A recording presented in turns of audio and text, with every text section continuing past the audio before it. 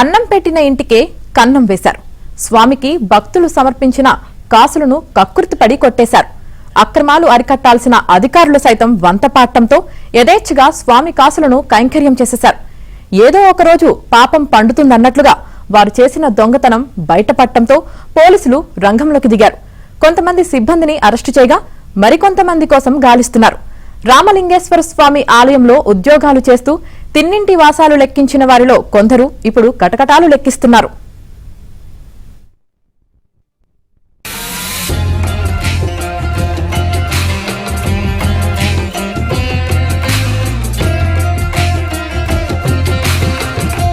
విజయవాడకు సమీపంలోని యనమల కుదురు రామలింగేశ్వర స్వామి ఆలయం ఎంతో ప్రసిద్ధి.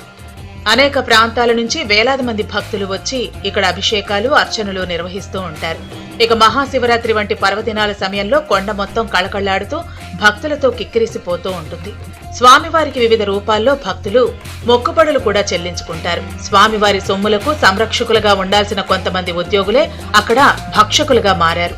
రహదారిలో జీతాలు తీసుకుంటూ కూడా అక్రమ దారుల్లో పయనించారు. తమ కష్టాలు తీర్చారనే భక్తితో అనేక మంది నగదు, బంగారం, ఇతర వస్తువులు కానుకలుగా ఇస్తూ ఉంటారు. ఇక హుండీలలో సైతం డబ్బులు లక్షల్లో ఆదాయం ఉంటుంది.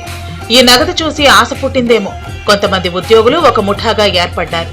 భగవంతుడికి భక్తులు సమర్పించే కానుకలను తస్కరించడం ప్రారంభించారు. హుండీల లెక్కింపు సమయంలో కూడా యథేచ్ఛగా డబ్బుల దోపిడీ చేయగా అడ్డుకోవాల్సిన అధికారులు కూడా ప్రోత్సహించడంతో అందిన కాడికి లాగేసుకున్నారు.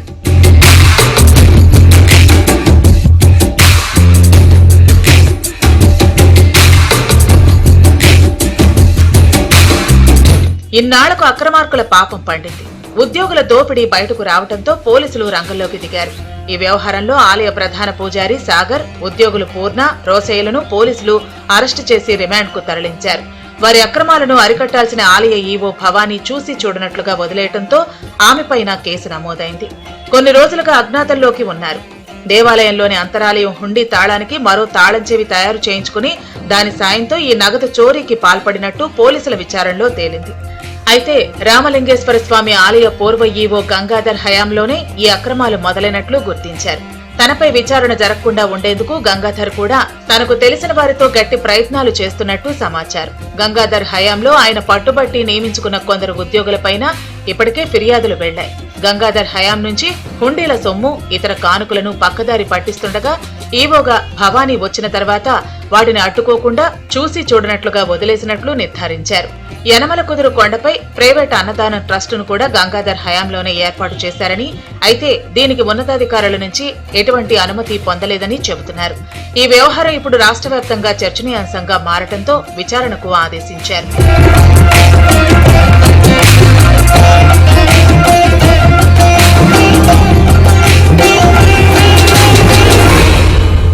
దేవాదాయ శాఖ ఏర్పాటు చేసిన 5 కమిటీ సభ్యుల బృందం ఆలయ ఉద్యోగులు, అర్చకులను విచారించి పలు రికార్డులను స్వాధీనం చేసుకుని పరిశీలించింది. యనమల కుదురు రామలింగేశ్వర స్వామి ఆలయంలో నగదు చోరీ, రికార్డుల అవకతవకలపై విచారణ చేస్తున్నామని, 15 రోజుల్లోగా విచారణ పూర్తి చేసి కమిషనర్కు తుది నివేదిక అందజేస్తామని తెలిపారు. గత 5 సంవత్సరాల రికార్డులు తనిఖీ చేసి తగిన నివేదిక ఎండోమెంట్ కమిషనర్కు అందజేస్తామని చెప్పారు. ఇందులో మరికొంతమంది పాత్రధారుల పేర్లు వినిపిస్తున్నాయని, వారంతా భక్తుల సొమ్మును దోచుకున్నారని తేలితే తగిన చర్యలకు సిఫార్సు చేస్తామని కూడా వెల్లడించారు. నేను అసిస్టెంట్ కమిషనర్ గా ఎండోమెంట్స్ లో వర్క్ చేస్తున్నానండి. యనమల కుదురు ఇష్యూ మీద ఎండోమెంట్ డిపార్ట్మెంట్ కమిషనర్ గారు మాకు ఎంక్వైరీ నిమిత్తము ఒక టీంని ఇక్కడ పంపించారు.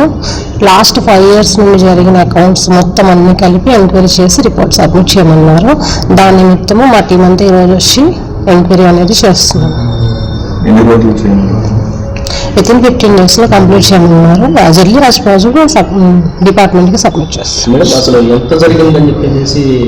అది మేము ఇంకా స్టార్టింగ్ ఈ రోజే స్టార్ట్ చేస్తాం కాబట్టి మొత్తం అంతా చూసిన తర్వాత క్షుణ్ణంగా కమిషనర్ గారికి రిపోర్ట్ సబ్మిట్ చేస్తాం.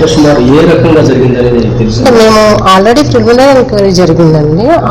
అవన్నీ బేస్ చేసుకుని ఆర్జేసీ గారు, కృష్ణా డిస్ట్రిక్ట్ ఏసీ గారు వచ్చి ప్రిలిమినరీ ఎంక్వైరీ అయితే చేశారు. ఇంకా డెప్ట్కి వెళ్ళి 5 years రికార్డ్స్ మొత్తం అంతా చూసి ఎంక్వైరీ చేయమని చెప్పి మాకు ఒక టీంని ఇచ్చారు. ఆ టీం మొత్తం క్షుణ్ణంగా అన్ని రికార్డ్స్ చూసి మేము ఒక రిపోర్ట్ని తయారు చేసి కమిషనర్ గారికి సబ్మిట్ చేస్తాం. మొత్తం మీద తిన్నింటి వాసాలు లెక్కించే వాళ్లు ఇప్పుడు కటకటాల్లోకి వెళ్లారు. వారిని ప్రోత్సహించిన వాళ్లు మాత్రం తప్పించుకు తిరుగుతున్నారు. విచారణ మొత్తం పూర్తయితే ఇంకెంతమంది పాత్రధారులు, సూత్రధారులు బయటకొస్తారో చూడాలి.